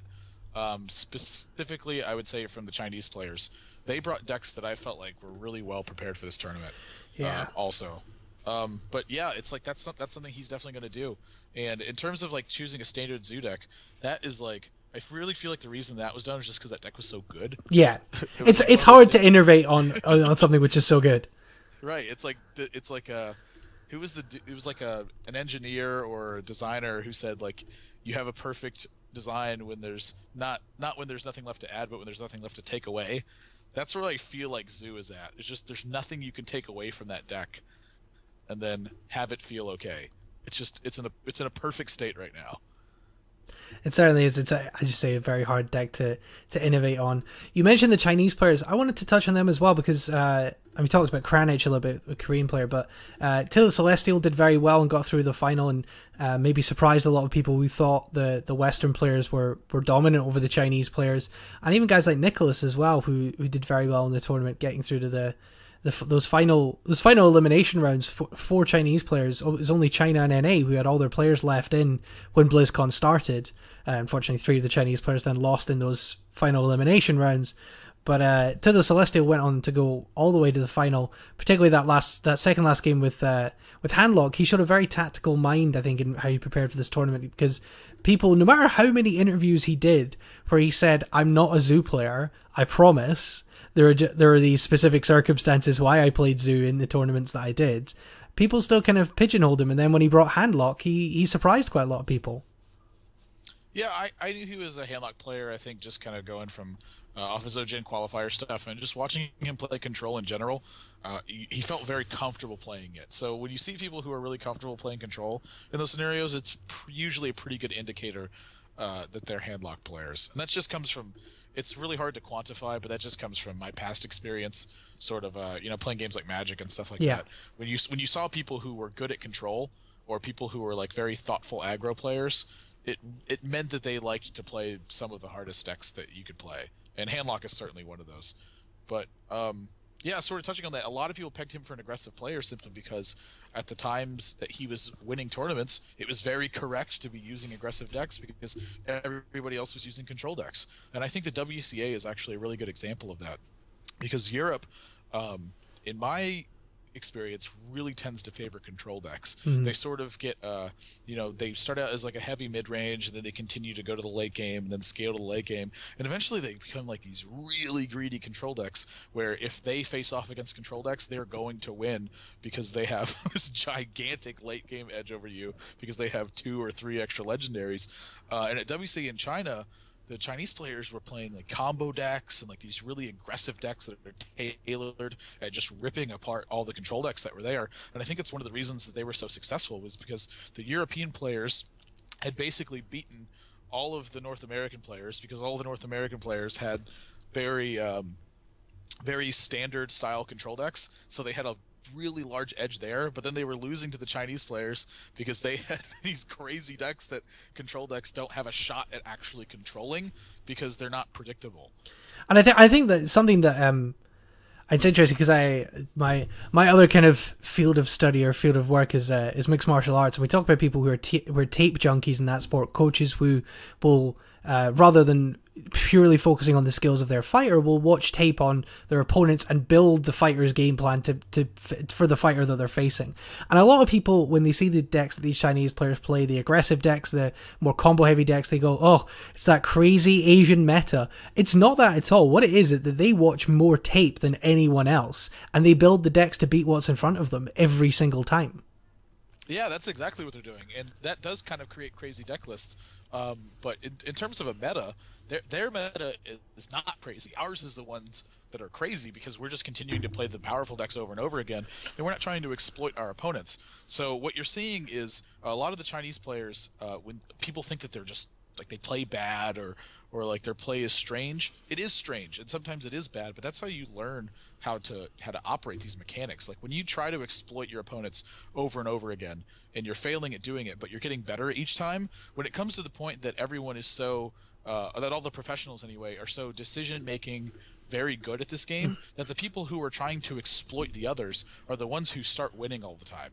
And so because they're the ones practicing the most of that, it's kind of like an expiration date until they've figured out how to do it right and then start really showing their dominance because they've been practicing this the whole time. So when you kind of look at the metas from that really deep understanding perspective, EU and NA are kind of like these crazy metas where people refuse to change what they're playing because they're inside of their little comfort bubbles, and the Chinese players are the ones who are kind of evolving and getting to a point where they can start dominating the entire professional scene because they've been practicing this stuff that we think is crazy right now, and they're kind of in the same boat. They're like, these guys are crazy, why don't they change?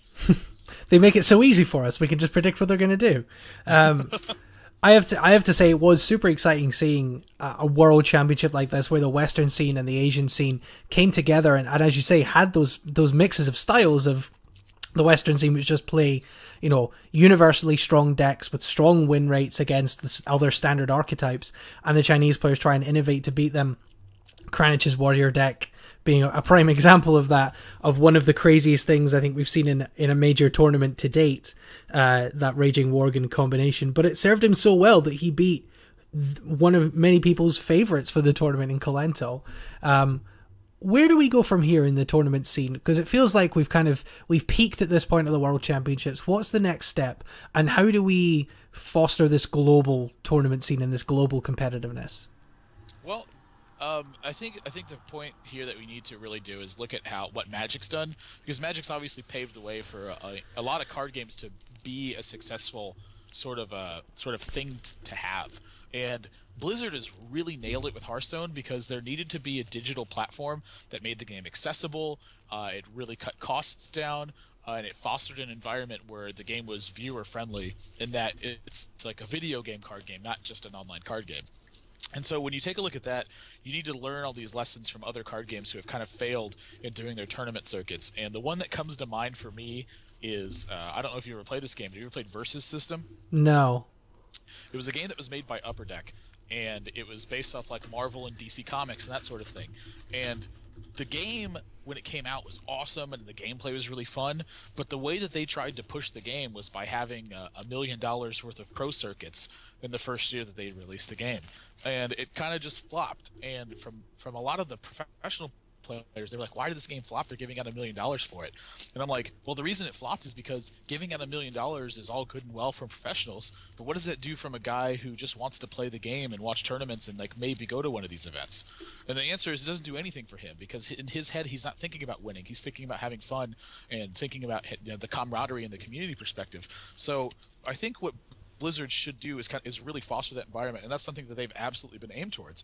So you start from like a very ground level and build your way up. It should be like, I don't want to say like a pyramid, but it should be kind of like a pyramid where eventually it funnels all to the top, where you have that one single guy at the end of the year who is the winner of the year. Like, that's the way it needs to be. So fireside gatherings, I think, really need to kind of help foster that competitive environment, and I'd like to see a lot of support in that. And I know there are a lot of places that actually do that. They have their fireside gatherings and say it's at like a LAN center or something. The guy who owns the place will also host a tournament alongside of that to get people to come into the store and kind of, you know, get the ball rolling in terms of these tournament platforms. So what you're going to end up seeing is the exact same thing you saw last year, which is like tons of invitational tournaments where a lot of the big popular names come out, and it helps continue to build this mystique around the top end of Hearthstone, where, you know, only these few handfuls of players are good. And that's really what it settles on. And they are very good, don't get me wrong, but there's going to be a lot of people, I think, in the next year that kind of come from out of nowhere who are just like, oh, I started playing Hearthstone because I saw it on, you know, the World Championships, or I saw it when I was watching BlizzCon, or, you know, my friends at the store play, and that sort of thing. But the thing that's major in my mind is having something that's like at the very, very base level where people can come together every week and just play Hearthstone tournaments, not necessarily for a large amount of money, just so they can get interested in tournament formats and start getting more interested in the competitive scene. I think you're absolutely right about those fireside gatherings and the local tournaments, and it was a really positive step when Blizzard decided to go out and, you know, give some of these small tournaments prizes of qualifier spots for BlizzCon to make these tournaments hugely open.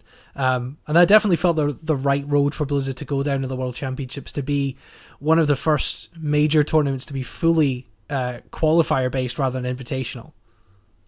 Yeah, I think that was a really big step, and I was happy that happened because it meant that you were going to see the people who can consistently win tournaments have the best chance to actually be competing there. And that was something that we really saw. Of course, you know, Strife Crow being there, it was no surprise to see him. Kalento being there, again, no surprise. Firebat, no surprise to at least a lot of the people who were kind of in the know at that point. He hasn't really played a ton of tournaments. And then just when you look at the Korean and the Chinese side of things, you know, I was still unfamiliar with the Taiwanese players by the end of the event, but that's just because, you know, it's kind of like a smaller region, and it's hard to really, for me to see like competitive stuff because it's always on at like 5 a.m. when they show it on Twitch. Yeah.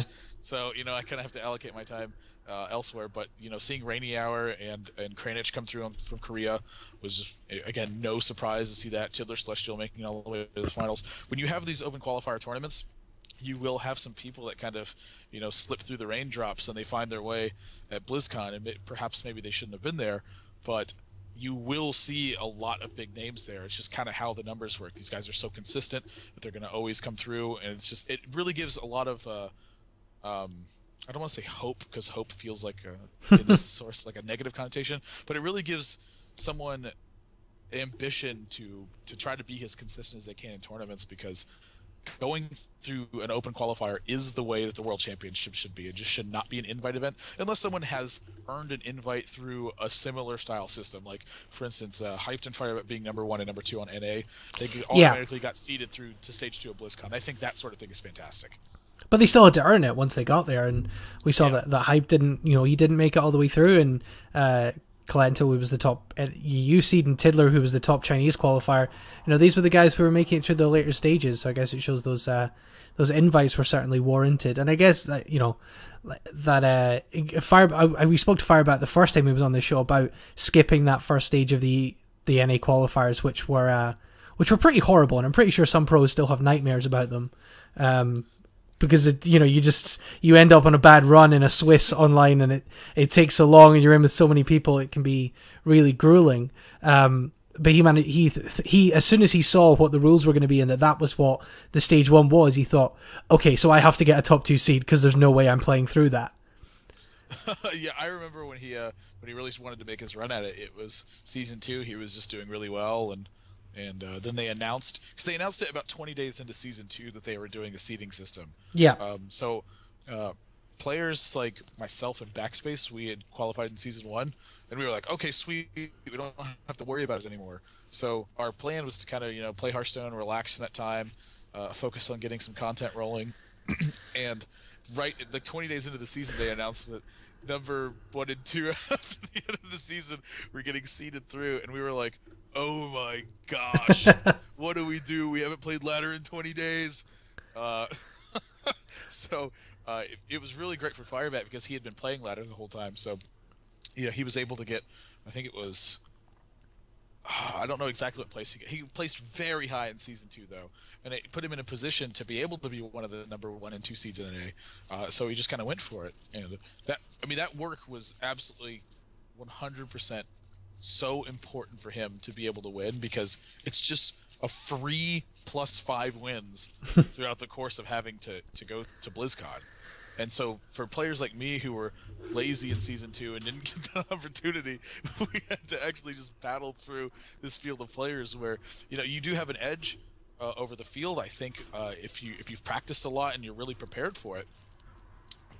But how big of an edge can you have over the guys who have been qualifying for stage 1 of BlizzCon? I mean, there's 128 people throughout all of North America, and this counts like South America, I'm pretty sure, and stuff like that too, in Canada. Anyone who plays on the NA region, all of those people, 128 of them have qualified for this event, and now you're one of them. How much of an edge do you have, even if you've practiced a ton? So, very fortunate, I think, for anyone who came out of stage 1 of BlizzCon to do so, but again, it shows the consistency, because if the other people aren't practicing as much as you are, that's where you do see an edge. But if everyone else is practicing, maybe 55-60%. Yeah, I as a slightly off topic aside, you mentioned having to 20 days into the season start taking your laddering seriously. Have you ever started laddering halfway through a season, not touch the game, not touch ladder for a couple of weeks into the season and then started? It's the weirdest experience you'll ever have playing Hearthstone. It's I've done it a couple of times now, and you end up going on frustrating losing streaks against War Golem Stormwind Champion Paladin decks. And because there's nothing crazier than the people who are still rank 18 or below halfway into the season. There's nothing weirder than that. It's the people who are just actually supposed to be at rank 18 because they play War Golem Stormwind Champion Paladin. Yeah, people who play Paladin on ladder full stop. They don't exist above rank 17. It's I've played a share of Paladin. But not that much of it. I've done it in the last couple seasons. I haven't been playing ladder until sort of midway through the season or towards the end, just simply because, for me, I got Legend every single season available until after the BlizzCon, when I just last month I think I played 3.5 days, and 2 of those days were during World Series games for the San Francisco Giants, so I had a significant amount of drinks before. How is drunk Hearthstone? What is your opinion on drunk Hearthstone? Because this has been a topic of contention on the HearthCenter thus far. What is your opinion on drunk Hearthstone? Because Forsen, when we had him on the show after he did the Battle of the Best tournament, he confessed that he was not very well prepared for Battle of the Best because he had promised his stream the day before that he would do a drunk stream, so he got really, really drunk and streamed, and then was really hungover in the tournament, which is kind of the most Forsen thing I've ever heard in my life. But yeah, that's Forsen in a nutshell. What is your opinion on drunk Hearthstone? It never goes well for me. it's just that's the way it should be. Like I think the World Championships you should have to have everyone get smashed before the event, and then see how well. I'm kidding. Yeah, it's it's fun. It's one of those games where you can kind of be not at your best coordination wise and still be able to play a video game well. Like try it with like League of Legends or Dota or something. It's bad. Doesn't go It's quite bad. as well. But Hearthstone, it's like a big camaraderie thing because everyone's like you've become the underdog. Like you've evened the playing field when you're forcing, and you've decided that you're going to have a bunch of drinks before you queue up on ladder. So to see him continue to win even through that, you're just like, yeah, get him, Forsen, punish them. Like that's sort of where I'm at with Hearthstone drinking. I think it's should definitely be a thing for for him especially. Like he shouldn't be allowed to play Hearthstone when he's not drinking. I always advocate for streamers doing innovative things. I think it's always very fun. DTwo did something that I've never seen before in his stream yesterday, which was he played a deck where all the cards, he played the 25 cards that make up the rank portraits into a deck. I've never seen that before. I've never thought of that. That is really funny. How did he do? I didn't manage to see any of it, but it's D2. I assume he did fairly well. Before I let you go, because we are ridiculously over time, let's talk a little bit about Goblins vs. Gnomes, the expansion which was announced at BlizzCon. Blizzard's just coming out and saying, oh, by the way, that really settled meta game you've got that it took you like 2 months to get figured out after we gave you 30 cards. Bam! Here's 120. Enjoy. Yeah. It looks. I'm actually really stoked for it. Of course, I was at BlizzCon when they announced it, and I had a round off of commentary right when they opened up the playing area. So I was like, "Oh, I'm gonna run over here and I'm gonna play. This is gonna be sweet." So, sort of funny side story. As I'm walking in, Meteos from Cloud9 is walking in right as it happened. I was like, "Oh, Meteos, what up, bro?" He's like, "What up, bro?" I was like, "Let's play some Hearthstone, bro." And he's like, "All right, bro." And so we're just like laughing at each other's cards that are happening and like looking at all these crazy scenarios, and just stuff is insane. And what got me super stoked about this set was my opponent on turn 8 playing the mage deck, because they had a priest deck and a mage deck you could play with, and like the mage one was goblin themed and the priest one was gnome themed. Mm-hmm. And so on turn 8 they play Unstable Portal, which is a 2-mana mage spell, and it says put a random minion into your hand. Like just create a random minion and put it in your hand, and it costs 3 less. And so on turn 8 they played Unstable Portal, and then played King Crush and attacked me for 8. I was like, what is happening? What? That's just random, like from the game? I thought it meant like random from your deck.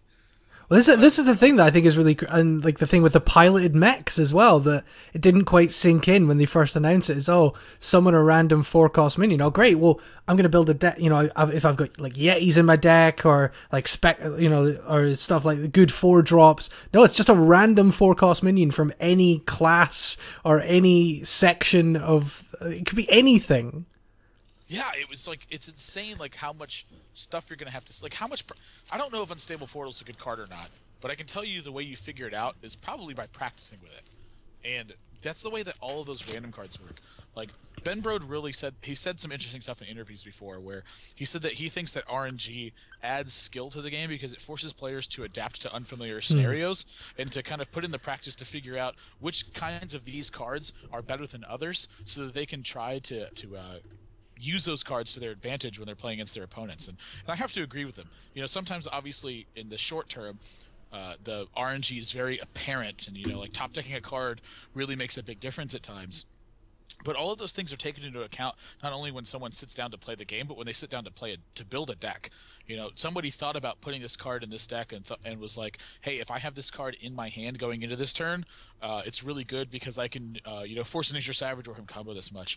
And if I just have Force of Natures in my deck and Savage Wars, I'm going to be top decking some damage spells sometimes. So it's probably good to build a minion-centric Druid deck and try to push for a victory shooting around turn 9 or 10, using these cards to make a big push. And by then I'll have drawn them a lot. And if I haven't drawn them, well, there's always just a chance that I can draw them anyway. So, all that sort of stuff came into account when they were building the decks. And RNG built into a card kind of does the exact same thing, except it's way, way, way harder to figure out exactly what kind of scenario you should use that in, because you have to practice with it a lot to kind of see how all the scenarios unfold and really understand applications of those kinds of cards and stuff moving forward. So I personally like that kind of stuff. But they've so far what we've seen is pretty much all of the RNG related stuff. Like they specifically spoiled that sort of thing to just give you an idea of kind of all the stuff that's possible with Hearthstone cards. So kind of moving forward with cards that are getting spoiled, I would expect them to be more actually thematic in terms of like the mech minion type or like constructs and that sort of thing, and a lot less like do random stuff because it's really fun sort of mechanics that are built into cards moving forward. At least from what we've seen spoiled so far as to what we're going to see spoiled. Definitely. Amro, we're gonna have to wrap it up, I'm afraid, because it's been wonderful talking to you, but we are well over time. My dinner is probably burnt. But I think just what you were saying about Ben Bro talking about RNG in Hearthstone, I think it was really interesting watching the panel that the Hearthstone guys did talking about that, about RNG versus skill and how it's not really a sliding scale, and how if you go all the way to skill with no RNG, you end up like chess, where it's all about just learning how the game plays and learning how, the stages that you play, and it's a memory game at the end of the day with no random elements. And I think that is what's really exciting about Hearthstone, is how you build to cope with the randomness, and the best players are the ones that when random stuff happens, when you just when your opponent happens to play a King Crush on turn 9, the best player is a player who can come up with a really innovative way to deal with that. But anyway, we're going to have to wrap it up there. Admirable, thank you so much for joining us on the show. Do you want to tell me where they can find your stream and your social media and things like that? Well, your stream, once you have a computer working again. Yeah. So stream, of course, is Twitch, Twitter, YouTube, and Facebook. Everything is ThatsAdmirable.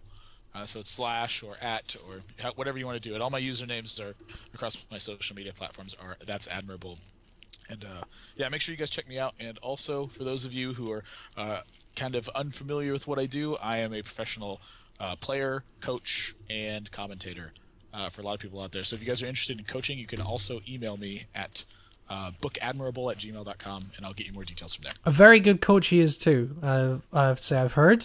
If you want to find out a little bit about Admirable's coaching, go read was it PC Gamer, I believe?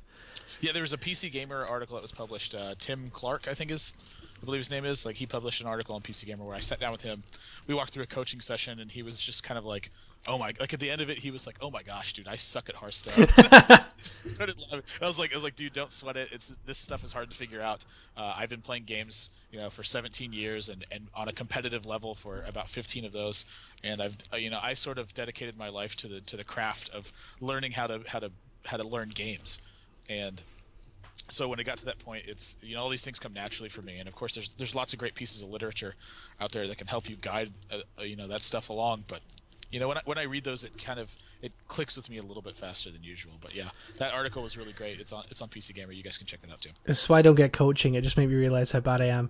Admirable, thank you so much for joining us, and I'm going to wrap up the show for this week. That was your final guest. That's Admirable on this week's HearthCenter show. Thank you very much for joining me in what has been a bumper lineup. That email again was bookadmirable@gmail.com, I believe, as somebody is asking in the chat. Book Admirable. You can go back and we'll put the VOD up, the podcast will be up, and you can go back and check and listen to the show again. Thank you to everyone who's joined me on the show, to Firebat, to DTwo, to Gnimsh, and to That's Admirable. Thank you to everyone that joined us in the chat, not limited to the pros who joined us in the chat at various points. Logan, who's been in the chat room all night, Ties, Faramir, Acop, various other guys I'm forgetting. Thank you to Jan Nomlix for running the chat for me. As always, though, it's been very much unneeded to have someone moderating the chat. You've all been wonderful. Thank you to Hitbox for their support for the show, and to everyone at GosuGamers. We'll be back next week with the HearthCenter. Until then, enjoy yourselves, play some more Hearthstone, and we'll be back with some more great guests.